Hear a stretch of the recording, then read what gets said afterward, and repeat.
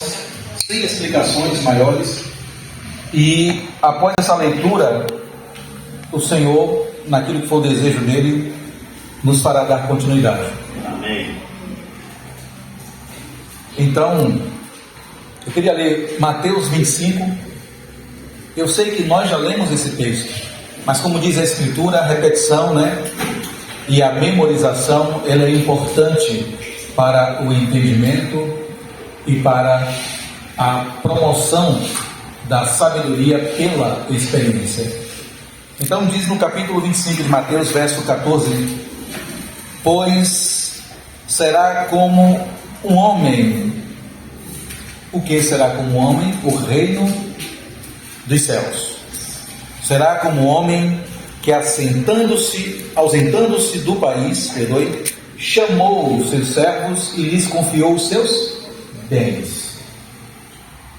A um deu 5 talentos, a outro 2 e a outro 1, a cada um segundo a sua própria capacidade. E então partiu. O que recebera 5 talentos saiu imediatamente a negociar com eles e ganhou outros 5. Do mesmo modo, o que recebera 2 ganhou outros 2. Mas o que recebera 1, saindo, abriu uma cova e escondeu o dinheiro do seu senhor. Depois de muito tempo, voltou o senhor daqueles servos e ajustou contas com eles. Então, aproximando-se, o que recebera 5 talentos, entregou os outros 5, dizendo: Senhor, confiaste-me 5 talentos. Eis aqui outros 5 talentos que ganhei. Disse-lhe o Senhor: muito bem, servo bom e fiel. Foste fiel no pouco, sobre o muito te colocarei. Entra no gozo do teu Senhor. E aproximando-se também o que recebera 2 talentos, disse: Senhor, 2 talentos me confiaste, aqui tens outros 2 que ganhei. Disse-lhe o Senhor: muito bem, servo bom e fiel. Foste fiel no pouco, sobre o muito te colocarei. Entra no gozo do teu Senhor. Chegando por fim, o que recebera 1 talento, disse: Senhor, sabendo que tu és homem severo, que ceifas onde não semeaste e ajuntas onde não espalhaste, receoso escondi na terra o teu talento, aqui tens o que é teu. Respondeu-lhe, porém, o Senhor: servo mau e negligente, sabias que ceifo onde não semeei e ajunto onde não espalhei? Cumpria, portanto, que entregasses o meu dinheiro aos banqueiros, e eu, ao voltar, receberia com juros o que é meu. Tirai-lhe, pois, o talento e dai-o ao que tem 10, porque a todo o que tem se lhe dará, e terá em abundância, mas ao que não tem, até o que tem lhe será tirado. E o servo inútil, lançai-o para fora nas trevas, ali haverá choro e ranger de dentes.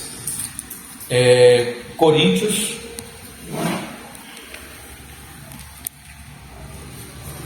capítulo 12, de 1 aos Coríntios.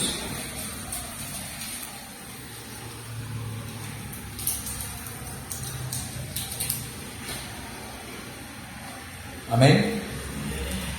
A respeito dos dons espirituais, não quero, irmãos, que sejais ignorantes. Sabeis que outrora, quando éreis gentios, deixáveis conduzir-vos aos ídolos mudos, segundo éreis guiados. Por isso vos faço compreender que ninguém que fala pelo Espírito de Deus afirma anátema Jesus. Por outro lado, ninguém pode dizer Senhor Jesus, senão pelo Espírito Santo. Ora, os dons são diversos, mas o Espírito é o mesmo. E também há diversidade nos serviços, mas o Senhor é o mesmo. E há diversidade nas realizações, mas o mesmo Deus é quem opera tudo em todos. A manifestação do Espírito é concedida a cada um visando a um fim proveitoso, porque a um é dada, mediante o Espírito, a palavra da sabedoria, e a outro, segundo o mesmo Espírito, a palavra do conhecimento, a outro, no mesmo Espírito, a fé, e a outro no mesmo Espírito dons de curar, a outro operações de milagres, a outro profecia, a outro discernimento de espíritos, a um variedade de línguas e a outro capacidade para interpretá-las. Mas um só e o mesmo Espírito realiza todas estas coisas, distribuindo-as como lhe apraz a cada um individualmente. Bem, eu disse que eram 3 porções, a outra porção está bem aqui do lado, capítulo 14, verso 1. 14, verso 1. Segui o amor e procurai com zelo os dons espirituais, mas principalmente que profetizeis. Pois quem fala em outra língua não fala a homens, senão a Deus, visto que ninguém o entende, e em espírito fala mistérios. Mas o que profetiza fala aos homens, edificando, exortando e consolando. O que fala em outra língua, a si mesmo se edifica, mas o que profetiza, edifica a igreja. Essas 3 porções, elas falam de uma coisa, no conjunto da obra: o nosso reunir e o que realizamos no nosso reunir.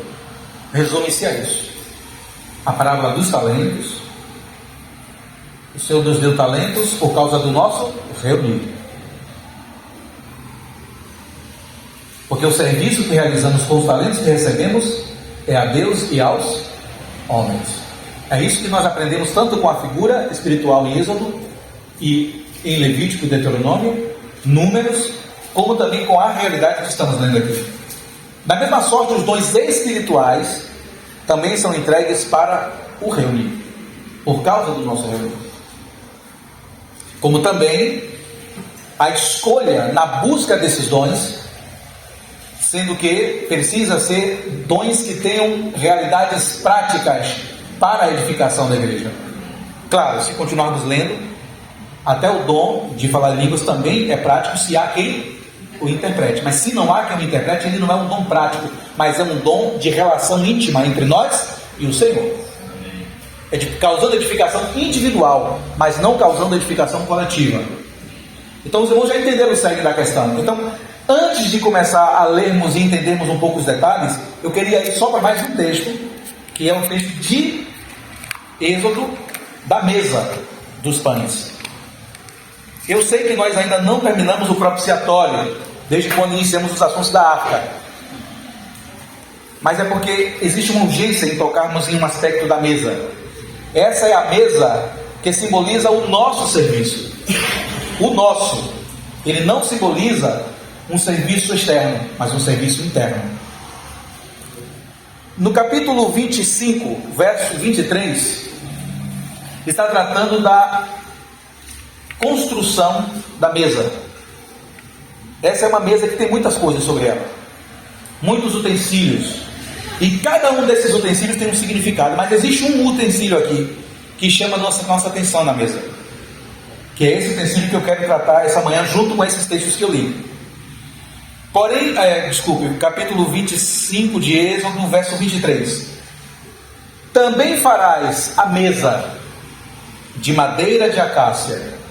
Os irmãos já sabem que a madeira de acácia, ela representa a natureza reta do Senhor. Ela não representa a nossa natureza.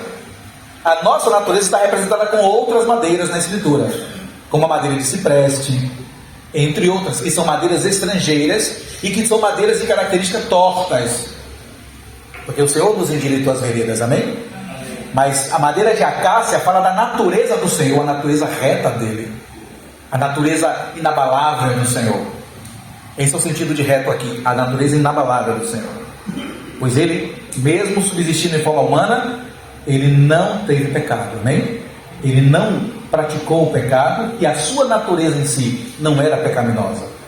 Ele assumiu a forma como o último Adão, ou seja, foi encarnado sem o poder do pecado sobre a carne. Também farás a mesa de madeira de acácia, terá o comprimento de 2 côvados, a largura de 1 côvado e a altura de 1 côvado e meio. De ouro puro a cobrirás e lhe farás uma bordadura de ouro ao redor. Observe, eu não vou agora entrar no aspecto numérico, na aritmologia bíblica, o estudo dos números, mas esse aspecto da bordadura eu quero falar com os irmãos. Os irmãos sabem o que é uma bordadura? Uma bordadura em uma mesa? Quem trabalha com marcenaria, que já viu mesa bordada, as mesas de hoje em dia você compra e elas são mesas retas. Já repararam isso? Mas quem veio de uma família do passado, que você encontrava aquelas estantes, vocês já repararam que aquelas estantes tinham bordados de madeira, né? Os armários de cozinha, e as mesas, as pernas eram ornamentadas, e a própria mesa, ela tinha uma bordadura que circundava a mesa. Isso não se vê mais. Sabe por que não se vê mais? Por causa de um espírito chamado espírito da arte moderna, que é tudo linhas retas. Perdeu-se a característica da bordadura, que era um aspecto da beleza manifestada na arquitetura. Depois é só ler Provérbios capítulo 8, para você ver o que está escrito lá a respeito do arquiteto do universo, o Senhor, a respeito de bordar. Mas aqui diz que ele queria a mesa com bordadura. A bordadura é um enfeite à mesa. Vocês acreditam que nosso serviço, a mesa do Senhor, ele é um serviço que não deve ser belo? Ele deve ser feito um serviço reto, no sentido de linhas retas, ou ele deve ser feito um serviço cheio de contornos, cheio de alegrias, cheio de encantamentos, cheio de beleza? A bordadura fala disso, de um contorno, de um embelezamento da mesa. Por exemplo, olha aquela mesa ali onde está o notebook que as irmãs ficam usando para passar as letras dos hinos. É uma mesa reta, exatamente como eu estou falando do espírito da modernidade. Ela não tem uma bordadura. E mais, quando você continua lendo, ele diz assim: também lhe farás moldura, além da bordadura, uma moldura. A moldura e a bordadura são coisas diferentes. Então você tinha a moldura que dava na lateral, e essa bordadura ficava sobre essa moldura. Então a mesa era linda, cheia de detalhes. Quem conheceu mesas assim? Elas eram feitas inclusive de madeiras de lei. Não é isso mesmo? Quem conheceu essas mesas, até hoje elas existem. E hoje estão sendo compradas com um nome muito interessante, né? Nome esquisito, né? Oi? O que foi? Madeira de demolição. Não era isso que eu queria, não. É uma palavra que está sendo usada na modernidade. Vintage, exatamente, essa palavrinha aí, vintage. Nossa, na sala de minha mãe tinha uma mesa assim, entendeu? Toda bordada, bonita e tal. Isso era uma coisa do passado, que vinha da arquitetura conhecida como arquitetura barroca, que tem uma expressão bíblica, porque bordar é um assunto divino. Deus queria assim. Lembre de uma coisa, para saber que é um assunto divino: toda essa planta, Deus mostrou a Moisés aonde? No monte. Então, essa planta é uma referência daquilo que existe onde? Nos céus. Lá em Hebreus diz que tudo que existe na terra é uma referência, uma sombra das coisas reais que existem no céu. Essas coisas aqui, elas não são as coisas reais. Essas coisas aqui são as coisas que nosso corpo consegue tocar. Mas as coisas reais estão lá. Estão nos céus. Então tudo que foi feito aqui é uma sombra dessa realidade que está nos céus. Então, quando o Senhor entregou a Moisés a planta de tudo que seria feito no tabernáculo, inclusive a forma de serviço, o Senhor estava dizendo para ele que queria exatamente da maneira como no céu era expressado, porque era Deus com os homens, não era outra coisa. Então, às vezes nós queremos servir ao Senhor e não percebemos que o serviço ao Senhor precisa ser belo, porque a beleza é uma identidade da santidade. A Escritura diz assim que em nós está sendo formada a beleza do Senhor. É até um hino que nós cantamos: faz-nos ver a beleza do Senhor, faz-nos ver a beleza do Seu Santo Espírito. Abra os nossos olhos para vermos a beleza do Senhor. Mas essa beleza do Senhor está sendo formada em nós, dia a dia. Não é a beleza de Ricardo, não é a beleza de Clarissa, não é a beleza de Selma, não é a beleza de Gabriel, mas é a beleza do Senhor em nós, sendo formada a cada dia. E isso envolve bordadura, isso envolve moldura. Então a mesa do Senhor, ela precisa ser bela. A mesa ali fala de comunhão. O que é que mesa fala? Comunhão. Esse é o sentido dessa mesa. Não existe outro sentido senão comunhão. Quando nos encontramos com a família em nosso lar, nós temos comunhão. E sempre esse encontro é onde? Ao redor de uma mesa. Não existe comunhão sem ser ao redor de uma mesa. O sentido é esse. Quando Jesus se encarnou, acusaram Jesus de ser um comilão e um beberrão, porque Jesus sempre estava o quê? Ao redor da mesa. Porque, irmãos, o motivo é que ao redor da mesa comemos e conversamos a respeito das coisas de Deus. Bebemos e conversamos a respeito das coisas de Deus. E Jesus amava essa prática de comunhão. Então ele veio e fez exatamente aquilo que estava prenunciado a respeito de comunhão. Ele foi aquele que chamou os homens à comunhão, como aquele hino que cantamos, de que fomos procurados pelo Senhor. Para entendimento geral, né? Entre aspas aqui, grandes aspas, a religião cristã, em grandes aspas, ok? É a única que Deus desceu em busca dos homens. Os irmãos estão entendendo, né? Porque eu coloquei aspas aqui, religião, porque a igreja não é uma religião, mas só para entendimento geral do sentido. Todas as outras religiões do mundo é o homem em busca desse Deus ou desses deuses. Mas a manifestação da verdade, da grandiosa verdade do Evangelho é que Deus veio aos homens buscar aqueles que estavam perdidos. Tanto da casa de Israel, quanto os gentios, aqueles que depois seriam alcançados perante a promessa de Abraão, de Deus a Abraão, que dizia que todas as famílias da terra seriam abençoadas, alcançadas por salvação. Então o texto está nos falando de bordadura. A comunhão precisa ter beleza. Mas como isso é possível? Como nós podemos bordar? Porque o Senhor está dizendo que nós bordaremos. Sim, nós sabemos que é o Senhor bordando, mas através de nós, de cada um de nós. O Senhor, irmãos, Ele não envia anjos para bordar a igreja. Ele não envia espíritos ministradores para fazê-lo, mas Ele envia homens e mulheres para fazer isso. Ele quis assim, nos estabeleceu como seus cooperadores de uma nova aliança. Aliança que não é da letra, que não é da lei, mas uma aliança que é da graça.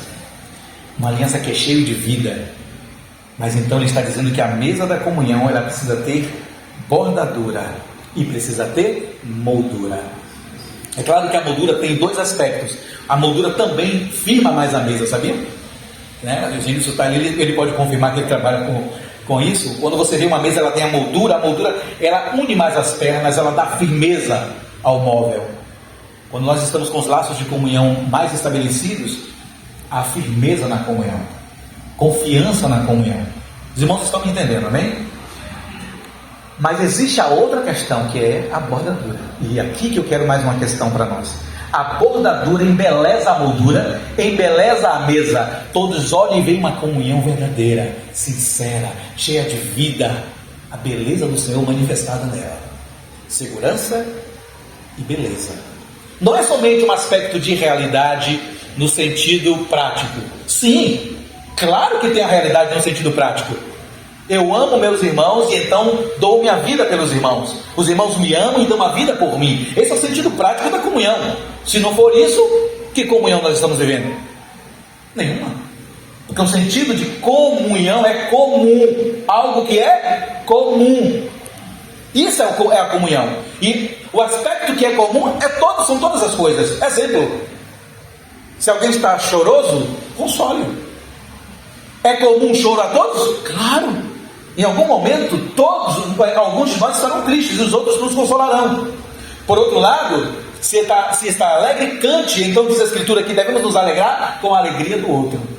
Então nos é comum uma realidade e precisamos ser participantes dessa realidade comum a cada um de nós, que é por conta de Cristo. Mas tudo passa a ser comum. Isso é comunhão. Por isso é muito forte aquela palavra do Senhor aos judeus: quem não comer da minha carne e não beber do meu sangue, não tem parte. Essa parte aqui é comunhão comigo. Claro que o Senhor ali não está falando de canibalismo. Foi até um dos motivos que os judeus ficaram escandalizados. Eles achavam que era literal, né? Comer a carne do Senhor, o sangue do Senhor. Até porque eles já tinham um histórico de conhecimento da prática assíria, entre outros. Mas o que se tratava ali era da relação íntima com o Senhor. Aquele que não se aproxima de mim, é isso que o Senhor estava falando. Aquele que não se achega a mim. Eu tenho buscado vocês, a casa de Israel, mas vocês não têm se achegado a mim. Pelo contrário, eu tenho sido rejeitado por vocês, disse o Senhor a eles. Então eles se escandalizaram e foram se afugentando. Aí os discípulos que estavam mais próximos do Senhor, o Senhor falou para eles também, né? Duro, foi que falou, acho que foi Pedro, né? Duro é esse discurso. Era duro, irmão. Imagine, até os discípulos ficaram incomodados com o Senhor diante daquele discurso. Está pensando que é fácil, irmãos, entender todas as questões do Senhor? Não é. Tem coisas que para nós é dura demais de compreender, porque nós não somos o Senhor. Nós temos limitações mentais, intelectuais e limitações espirituais para compreender o Senhor. Por isso que Paulo diz assim: eu oro para que vocês recebam o espírito de sabedoria e revelação no pleno, não é pouco, no pleno conhecimento dele. Senão nós não conseguimos ver o que o Senhor quer para nós. Aqui quer para nós, não tem nada a ver com aspectos individuais, viu? Quer para nós no sentido da igreja, o assunto do Senhor e não nosso assunto. Sim, o Senhor tem assuntos particulares conosco, seja de trabalho, o que for, mas eu estou tratando dos assuntos do interesse de Deus, relacionados ao seu plano eterno, à igreja com Ele. Então, lembrem do aspecto do bordado, lembrem disso, da beleza do Senhor. Em outra passagem diz que devemos exalar o bom perfume de Cristo. Sim, perfume fala de beleza no sentido de que de aromas. Eu não sei se os irmãos gostam de comida como eu gosto. Eu não estou me referindo à quantidade, eu estou me referindo a sabores, amém? Os sabores trazem essa questão dos cheiros, da textura. Irmãos, quando nós nos relacionamos com o Senhor, nós temos que ter uma alegria tal que nós estamos sentindo o cheiro do Senhor em tudo aquilo que Ele fala conosco.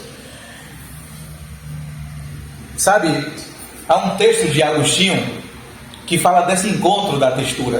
Eu queria ler esse texto, eu não era programado, mas eu quero ler esse texto para vocês. Foi um texto que essa semana eu postei num grupo que eu administro com algumas pessoas. O texto diz assim, é um texto de Agostinho, quando ele escreveu, né, o texto dele de Confissões, que é a obra mais famosa de Agostinho. Aí o texto diz assim: tarde te amei. É ele falando com o Senhor. Ó beleza tão antiga e tão nova. Irmãos, é algo tão profundo isso aqui, porque o Senhor é antigo. É de eternidade a eternidade, diga Deus. O Senhor existe desde eras mais antigas. Desde quando não existiam eras, o Senhor existe. Então o Senhor, Ele é o quê? Antigo. Quando você pensar assim em coisa antiga, pensa assim: rapaz, isso aqui é nada. Esse móvel que eu mencionei que existia no passado é nada. O Senhor é muito mais antigo. Nada existia, irmãos, e o Senhor existia. Então Ele é o quê? Antigo. Por isso Ele é chamado de o ancião de dias. É aquele que é antigo e todos os dias vieram por causa dele. O ancião de dias. Então, ele diz assim: ó beleza tão antiga e tão nova. Nova porque todas as coisas em Deus são novas. Todas se renovam. Que coisa incrível quando você vê isso. Tarde te amei.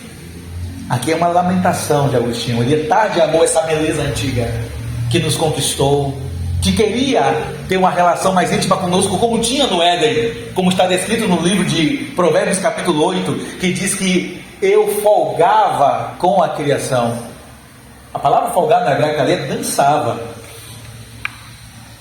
Diz que o Senhor descia para ter com Adão. Lembram disso? Adão e Eva, ele descia para ter na virada do dia, ou seja, às 18 horas.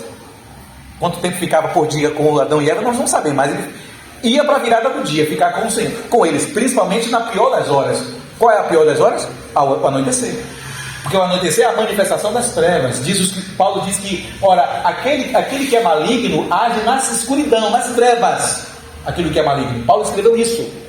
Então, quando dava às 18 é que o Senhor descia, ou seja, para confortar ainda mais o coração deles, porque o Senhor tinha colocado eles num mundo hostil, lembram disso? Para guardar.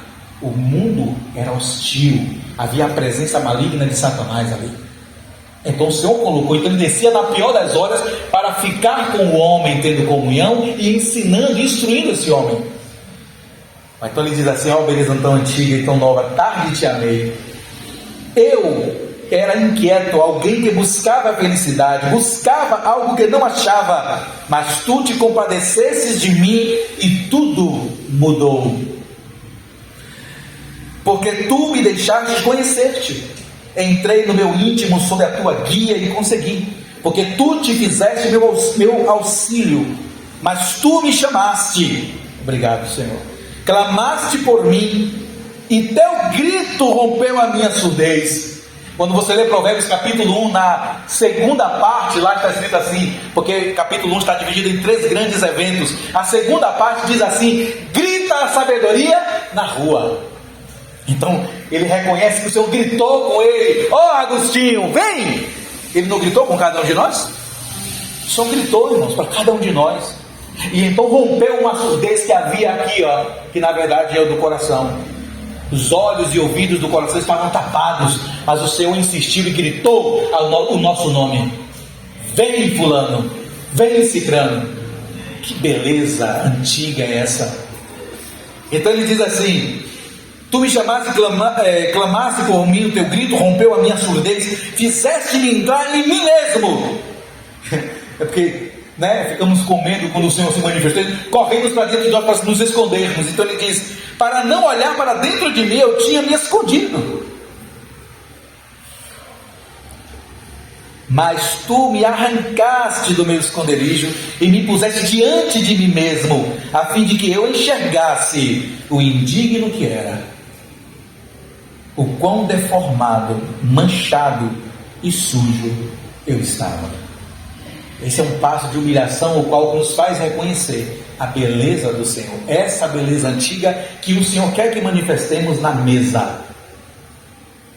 Não confunda o momento da mesa que eu estou me referindo somente a esse momento aqui do Partir do Pão, porque esse momento aqui do Partir do Pão no domingo não tem sentido se o dia restante da semana não é a mesma mesa. Não fará sentido, será uma hipocrisia. Nos vimos aqui no domingo, nos reunimos em torno dessa mesa, mas durante a semana nós não mantemos comunhão. O nome disso é hipocrisia, falta de realidade espiritual. A mesa ela precisa ser bordada, ela precisa ter beleza contínua. E ele vai falar isso aqui, observa, verso 25: também lhe farás moldura ao redor da largura de 4 dedos. Eu falei que eu não ia entrar agora nas áreas de etimologia, mas continuamos. E lhe farás uma bordadura de ouro ao redor da moldura. Então essa bordadura era também especial, ela não era qualquer bordadura, ela era de ouro. Reflete a natureza divina, não é a natureza de Henrique, não é a de Eduardo, a de Maicon, mas é natureza divina. O Senhor está dizendo que nós vamos bordar isso. Farás, eu e os irmãos faremos uma bordadura de ouro, uma bordadura que é a natureza do Senhor. É como se eu estivesse esculpindo essa bordadura de ouro em Joilson. Eu estou esculpindo parte da divindade em Joilson. É disso que se trata. Edificação é isso, irmãos. Edificação é aquilo que nós bordamos no outro a respeito de Cristo.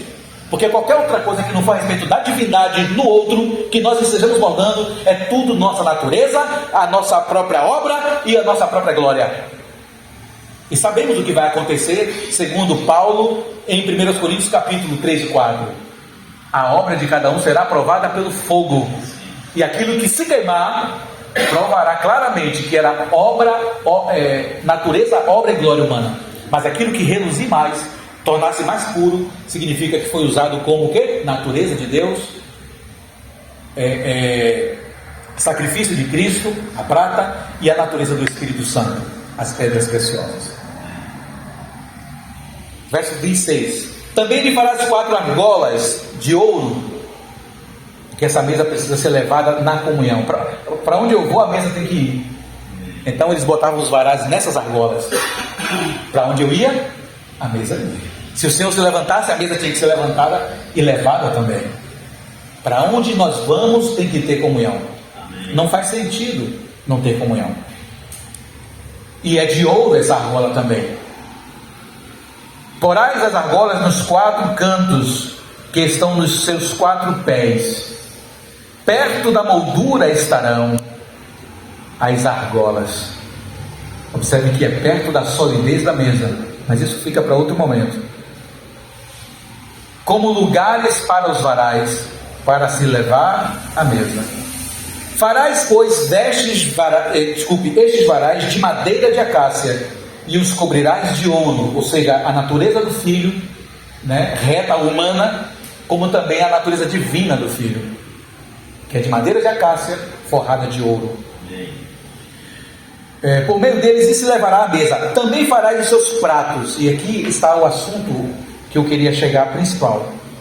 Farás os seus pratos e os seus recipientes para incenso, e as suas galhetas e as suas taças, em que hão de oferecer libações de ouro puro os farás. Porás sobre a mesa os pães da proposição diante de mim, o que, irmãos? Perpetuamente. O sentido do pão na mesa, nessa mesa de comunhão, era de continuidade, não poderia haver interrupção.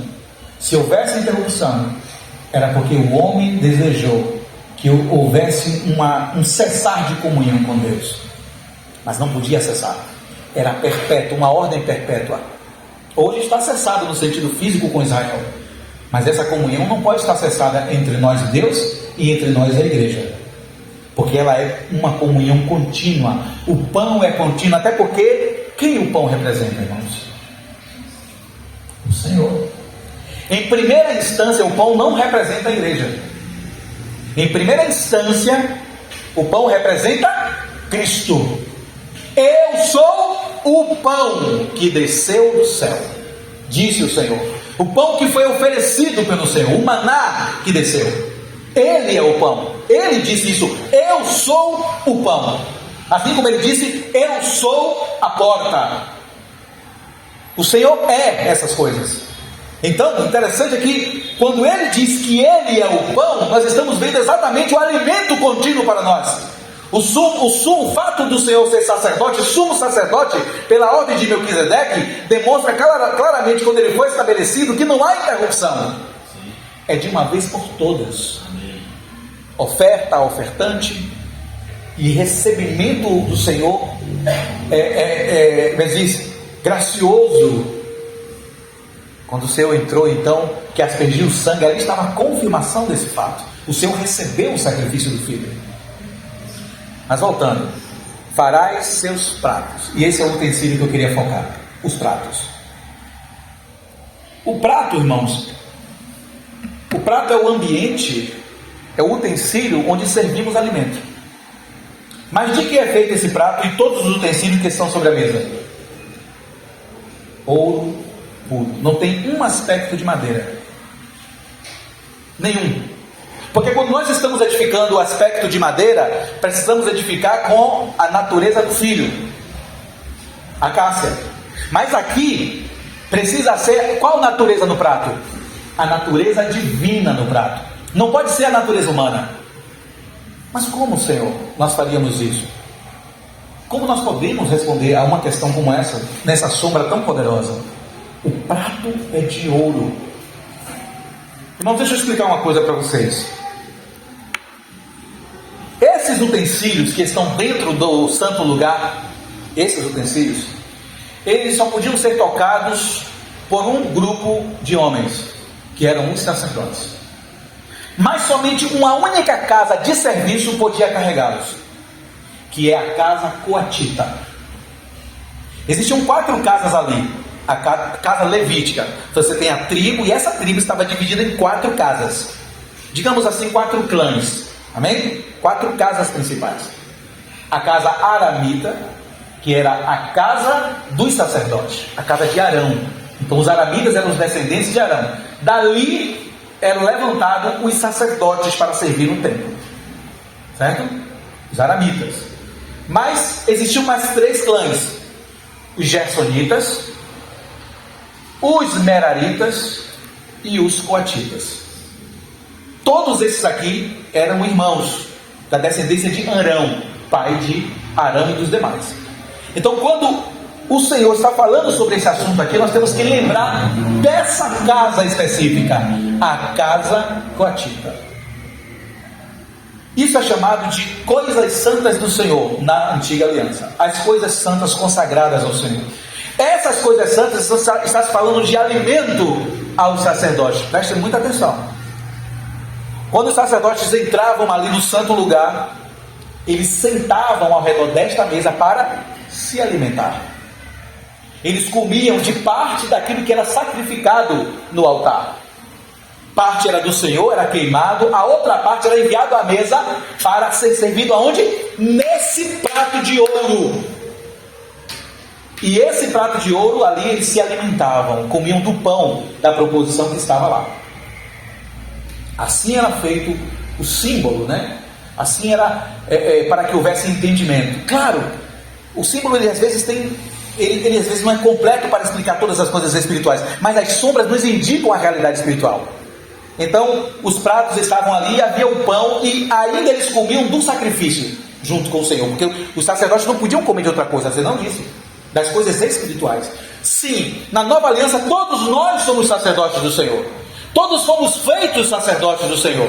Isso está escrito em Pedro e está escrito em Apocalipse. Nós cantamos um hino há pouco que fala sobre isso. Em Pedro escreveu o que sobre essa questão do sacerdócio?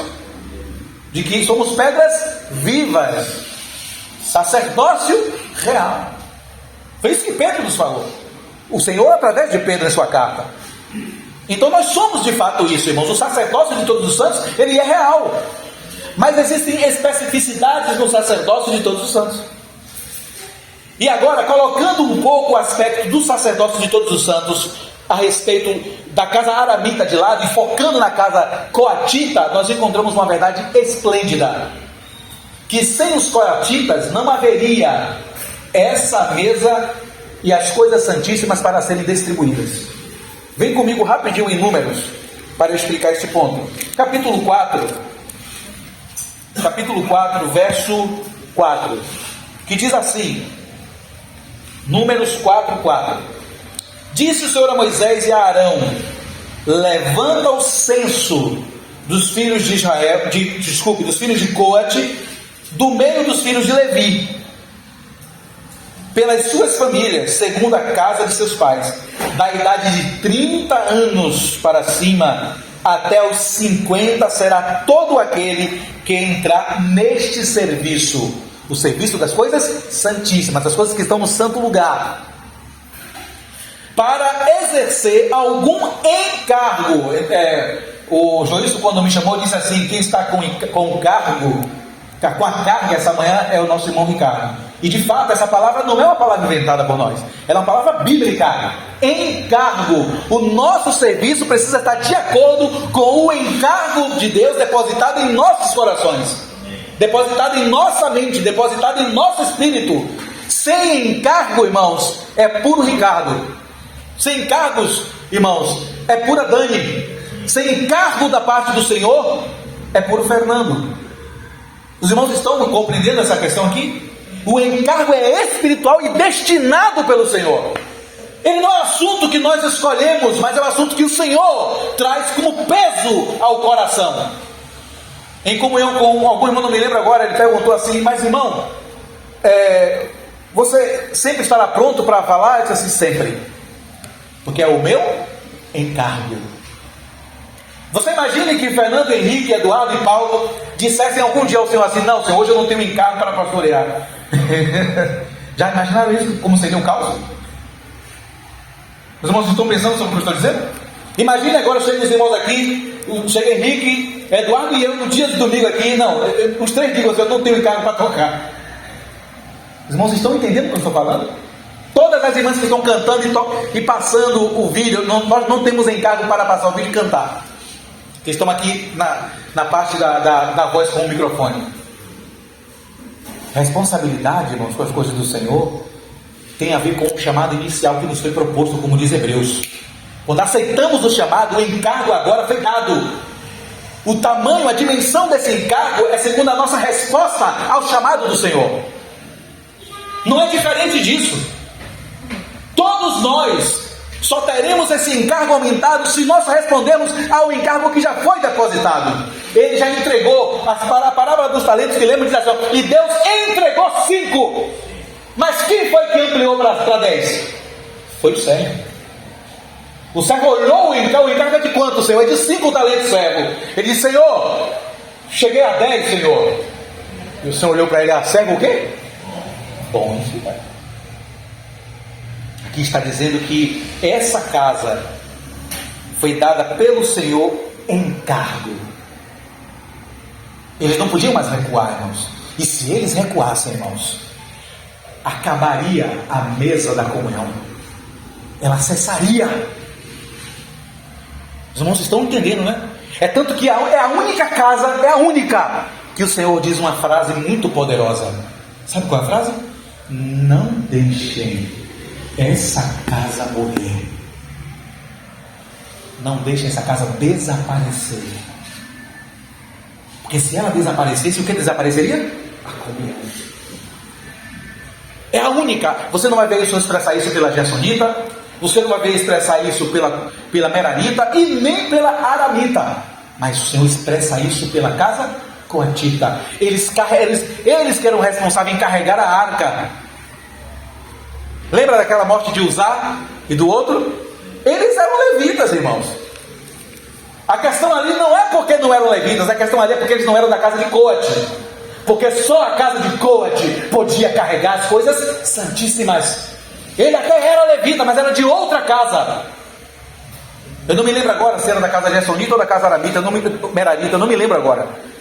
Mas ele não era da casa de Coate. É o aspecto específico dos serviços que temos na igreja, que o Senhor nos capacita na comunhão. O nosso serviço não pode ser um serviço sem encargo real. Ele não pode ser somente porque eu quero fazer. E ele não pode ser também feito com irresponsabilidade. Se Henrique louva com violão, ele tem que louvar com o melhor que ele tem para o Senhor. Ele tem que louvar bordando. E olha que existe a palavra bordão no violão, viu?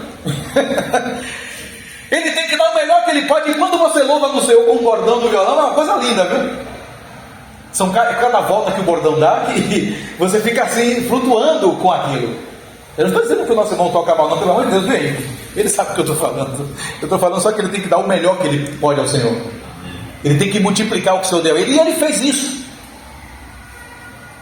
Quando eu conheci Henrique, estou falando isso com muito carinho, Henrique não tocava muito. Hoje Henrique toca tudo. Estou mentindo quando conheci você? Hoje ele tem tocado muito. Servindo a igreja há muito tempo já tocando violão. Mas significa que ele deu o tempo dele para poder estudar mais. Eu me lembro que ele chegou lá em casa e disse assim: o que é que você tem de música aí? Eu tenho um negocinho que passa tudo para cá. Ele lapiou no computador, pegou tudo que ele podia. Tudo. Fora o que ele deve ter feito também com outros, né? Chegou na casa de Leonardo: o que é que você tem de música aí? E vrupo, pegou tudo de Léo. Isso é o desejo de servir melhor ao Senhor. É o desejo de cooperar melhor com o Senhor. E assim o fazer. Me lembro que Vini de Salvador fez a mesma coisa. Chegou lá em casa, passou uns dias lá em casa, pegou tudo que estava no computador. Vini também estudou bastante.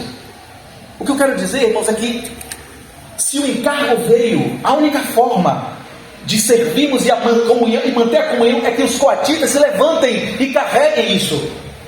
Respondam ao encargo que foi trazido pelo Senhor, porque o Senhor já deu. Mas existe mais algumas questões envolvidas naquilo que o Senhor deu. que é quando o Senhor traz o encargo e traz a capacitação baseado na capacidade do vaso. Todos nós, irmãos, temos nossas limitações. Somos pessoas diferentes, distintas, com estudos diferentes, vindos do Egito.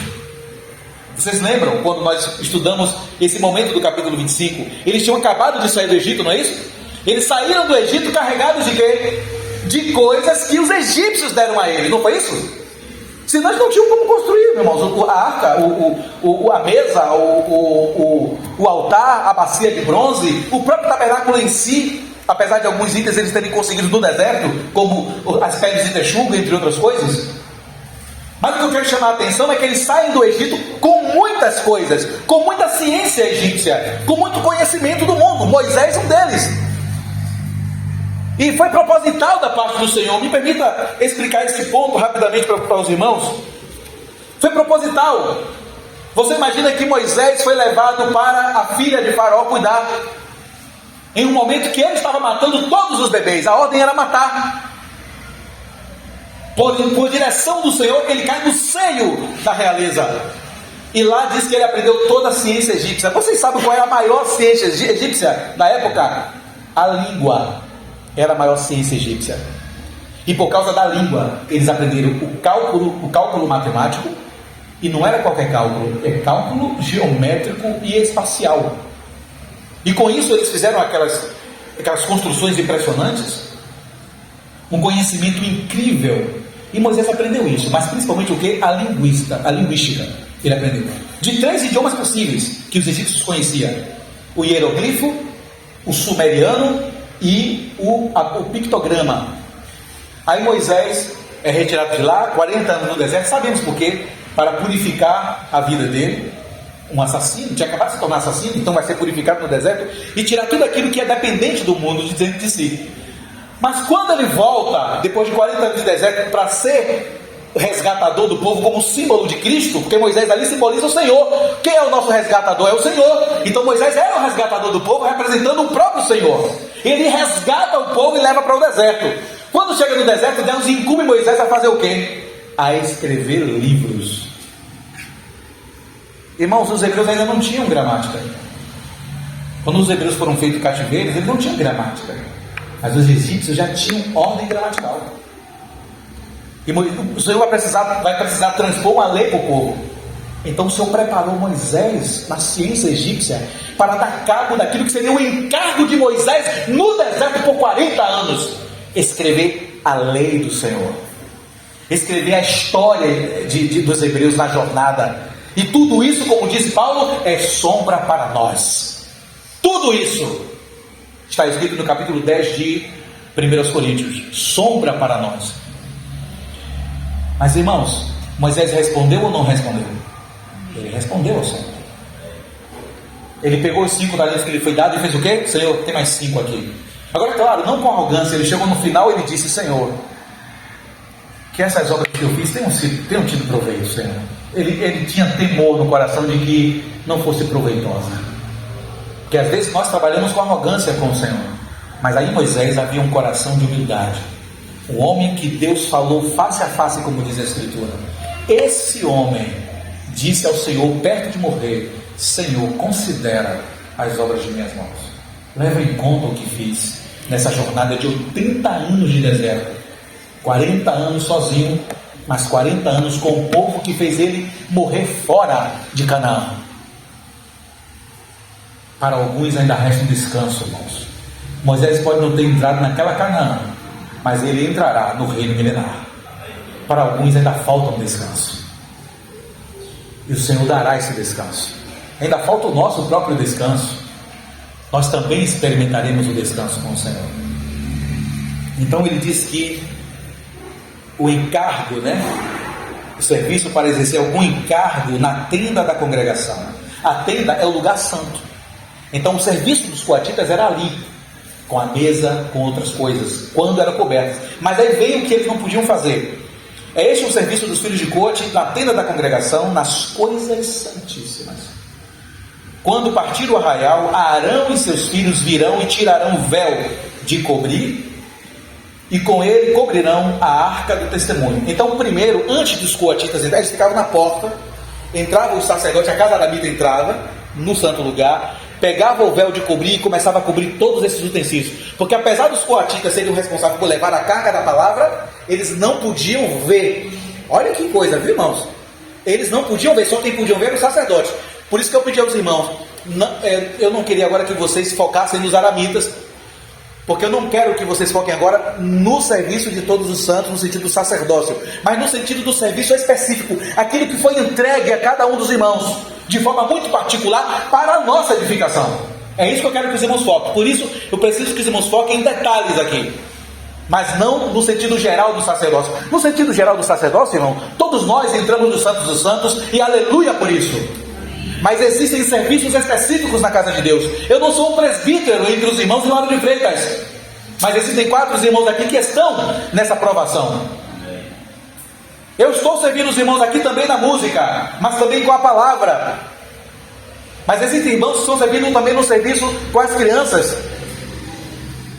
Sei que os irmãos já me entenderam. Existem serviços específicos. Alguns irmãos estão servindo somente com a limpeza do local, e isso não há indignidade. Outros estão se aperfeiçoando com a palavra também, para servir ainda mais com ela.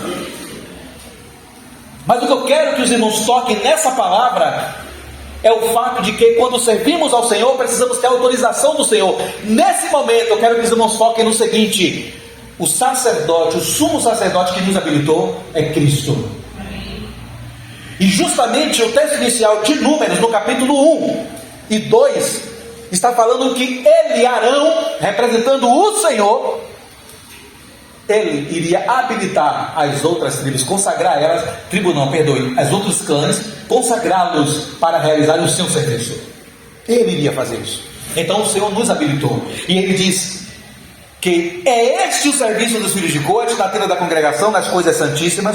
Quando partir o arraial, Arão e seus filhos virão e tirarão o véu e de cobrir, e com ele cobrirão a arca do testemunho, e por cima lhe porão uma cobertura de peles finas.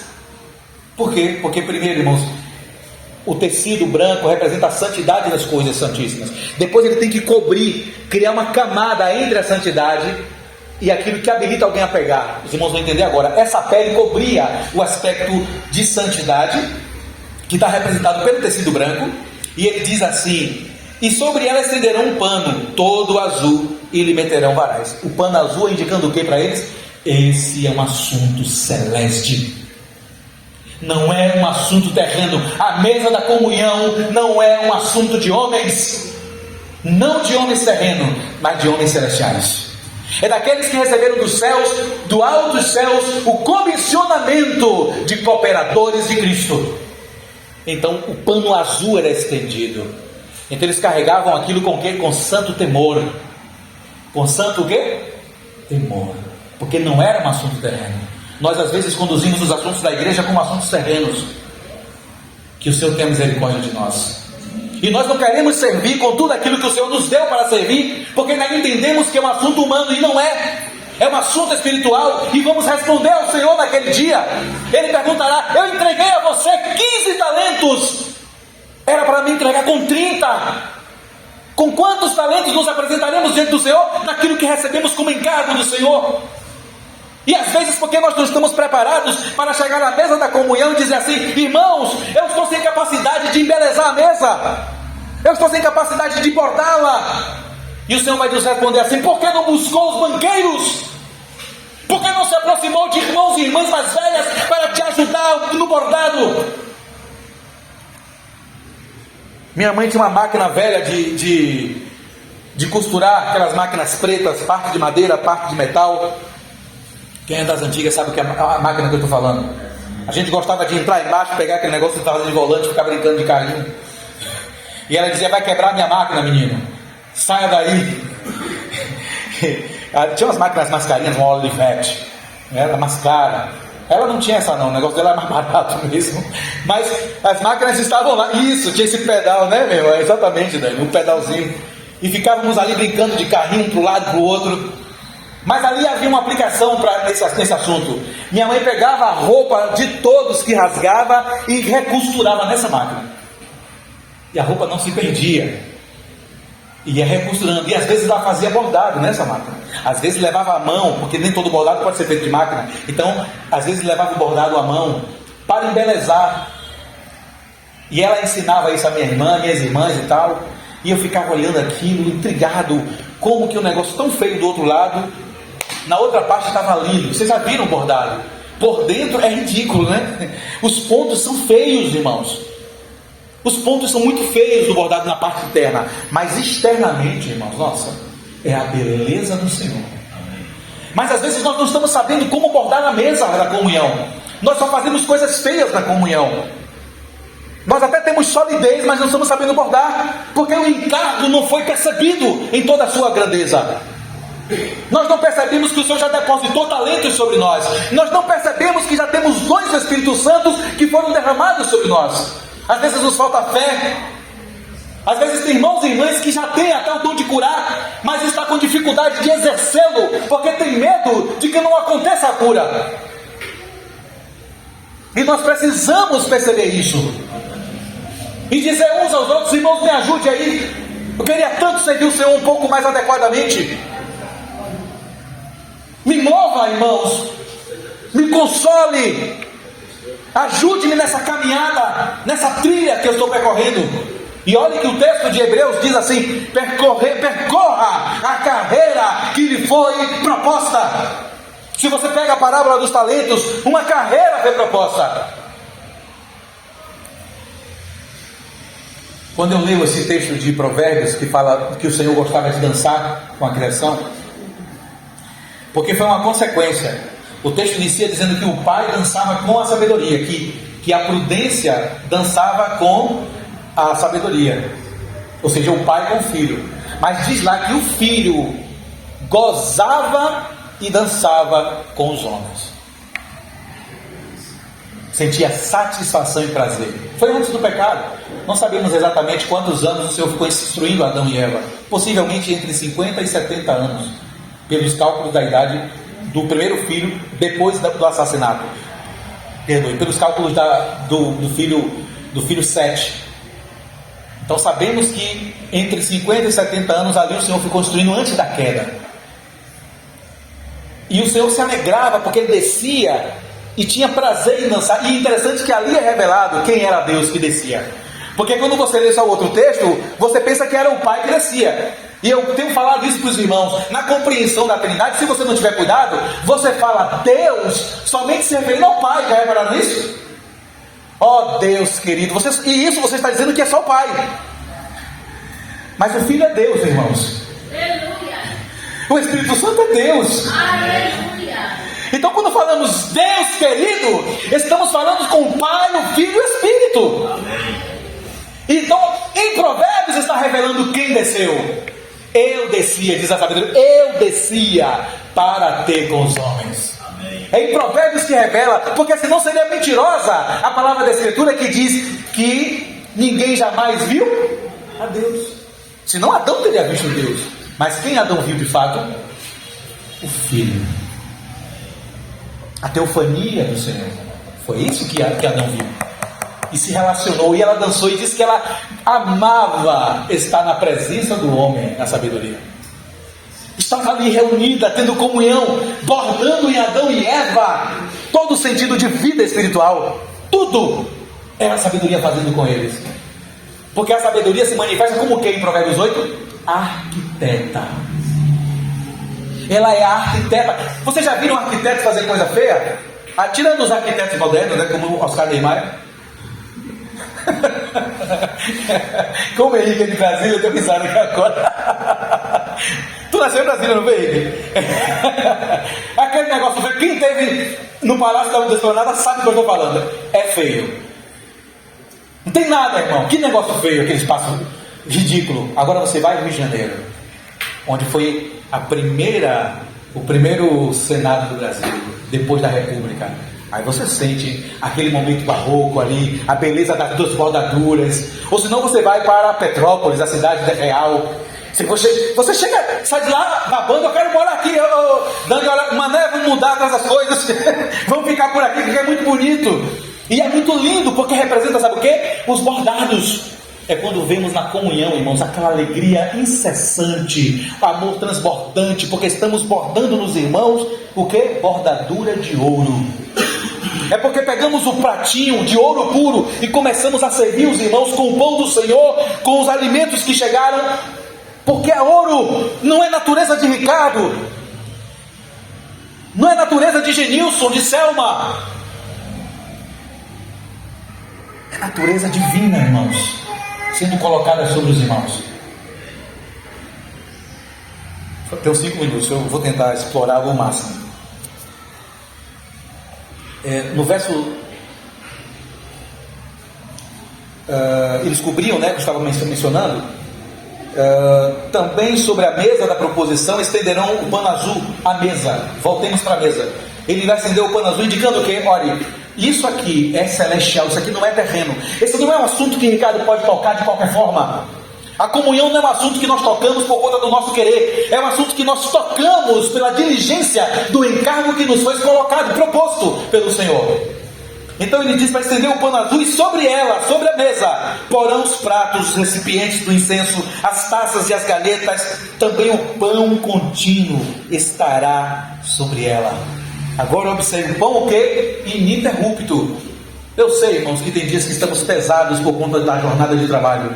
Eu sei que tem um dia que está pesado por conta da cobrança externa no trabalho, ou em qualquer acontecimento para os jovens na escola, faculdade. Eu sei, ou um desentendimento familiar. Isso ocorre. Mas o nosso pão não pode ter interrupção. Não pode haver interrupção. Precisamos alimentar e precisamos ser alimentados. Quando o pão há interrupção, irmão, significa que o nosso serviço com a Tita cessou. Mas o Senhor está dizendo, ele é contínuo. Não pode haver interrupção. Eu preciso alimentar o meu irmão com o pão e preciso bordar nele Cristo. Eu preciso fazer dele uma pessoa de fato alegre, bela, não por mim mesmo, mas pelo Senhor. E estendeu, né, cobriu tudo isso. Depois estenderão em cima deles um pano carmesim. Aqui agora eu quero chamar a sua atenção de forma rápida por causa do horário. Irmãos, esse é um dos assuntos mais complicados de se entender na liberdade que temos hoje no Senhor. Somos livres no Senhor? Amém. Mas nesses itens aqui, o Senhor disse que era para estender um pano carmesim, um pano vermelho, vermelho sangue, que carmesim é isso, vermelho sangue. Irmãos, o nosso serviço, ele só tem realidade e ele só será de ouro, prata e pedras preciosas se ele estiver no sangue. Quando esse pano era estendido, os coatitas olhavam, quando iam carregar a mesa e via o pano vermelho sobre ela, eles olhavam aquilo e entendiam que eles só tinham autorização porque o sangue de Cristo lavava-os de todo o pecado. Deixa eu explicar uma coisa. Nós precisamos servir ao Senhor. Eu estou falando isso agora para os mais velhos, sejam mulheres, sejam homens, os mais velhos. Precisamos servir ao Senhor. E a palavra precisamos aqui é no sentido real dela, porque o nosso comissionamento não pode ser anulado pela nossa falta de prontidão, porque na verdade a nossa falta de prontidão será uma pergunta do Senhor naquele dia: como assim você não levantou para me servir? Você foi habilitado, talentos foram despejados, o Espírito Santo entregou dons espirituais, como assim você se sentiu incapacitado? Porque a capacidade o Senhor nos deu, e mais, Ele aproveitou a capacidade aprendida.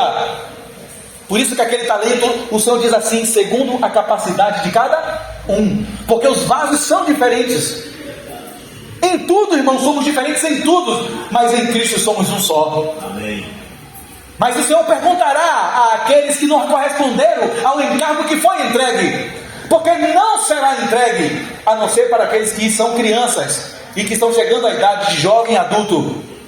A esses o Senhor está moldando, preparando, mas nós queremos servir e não temos a realidade desse pano estendido sobre a mesa. O Senhor está dizendo que a mesa do Senhor foi lavada com sangue, que a comunhão do Senhor é por causa do sangue. E como assim o meu trato com os irmãos é não percebendo o sangue? Se eu, irmão, e vocês podemos ter comunhão, é por causa do sangue do Cordeiro. Então o Senhor está dizendo aos coatistas: pegue essa mesa, mas tenha a realidade do sangue sobre ela. O interessante é que na Arca da Aliança não é vermelho o tecido final. O tecido final é azul, porque o mundo também tinha que ver que com aquele povo estavam os céus, estava o Senhor. Amém. Mas exato, é o céu na terra. Estamos marchando, mas é o céu conduzindo essa marcha. Mas, irmãos, a mesa foi coberta com pano vermelho. Ela está dizendo que tudo aquilo que realizamos é por causa desse sangue, que essa comunhão só é possível por causa do sangue. E aí vem uma outra realidade, eu encerro aqui. Uma outra realidade. Essa é a realidade para trazer temor. Se o Senhor me permitir, eu continuo a ler ela.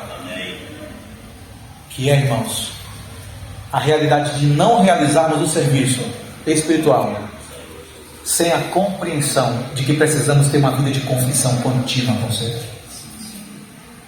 Irmãos, se nós não confessamos os pecados, o nosso serviço será um serviço de dano espiritual. Primeiramente para nós, porque estamos servindo em pecado. Segundo, para a igreja, porque ela não receberá ouro, prata e pedras preciosas, mas receberá madeira, palha e feno. Que o Senhor nos ajude e que nós olhemos para a mesa da comunhão, e nós percebamos que ela tem sangue sobre ela, e nós precisamos tratar todos os irmãos como lavados pelo sangue. Sim, irmãos, todos os irmãos, não importa, todos os irmãos foram cansados pelo sangue, e precisamos entender: Jesus é o Senhor. O irmão Joilson ora no final. Olha comigo, por causa do horário.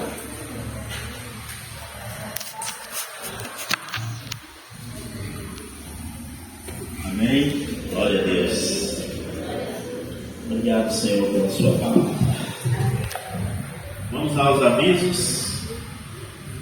Reuniões. Terça e quinta-feira na casa de Ricardo e Jéssica. Aleluia. Amém. Pode chamar de retorno. Pega aqui já. Terça e quinta-feira na casa de Ricardo e Jéssica. Ok? A limpeza do local está com Paulo, Helda e Ricardo. Cadê? Vamos já mais aqui? Cadê?